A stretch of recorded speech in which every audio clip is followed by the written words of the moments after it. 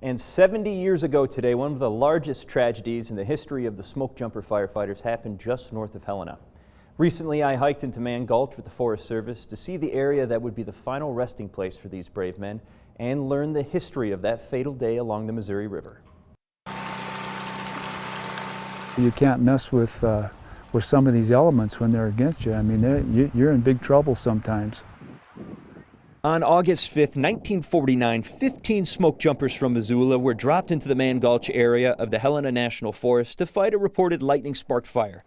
At first glance, it was an easy task for the skilled crew, but problems started immediately. First, the crew's gear was scattered all over the landscape. Their only radio was destroyed, cutting them off from the outside world. Once on the ground, as the crew began to gather their scattered equipment, Foreman Wagner Dodge went in search of any ground units already fighting the fire.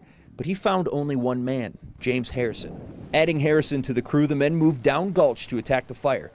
But a wind shift caused previously unnoticed spot fires, trapping the crew between two fires on both sides of the gulch.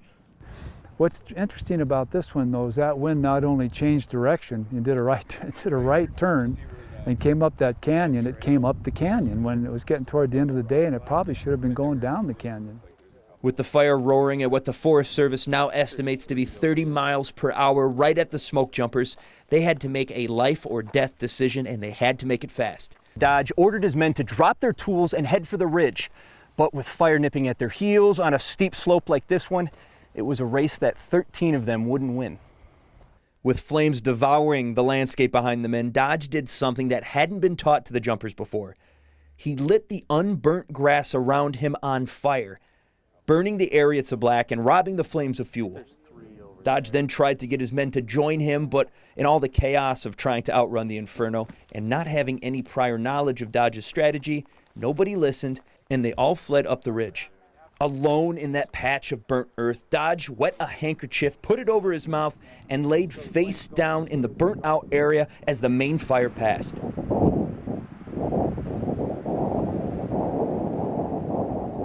Only Dodge and two other smoke jumpers, Robert Sallee and Walter Rumsey, would survive. The Mann Gulch fire took the lives of 13 brave men. But from that tragedy came a change to the way wildland fires are fought and understood, with more attention being placed on wind, weather, and attack strategies to lessen the chances of any similar tragedies happening in the future.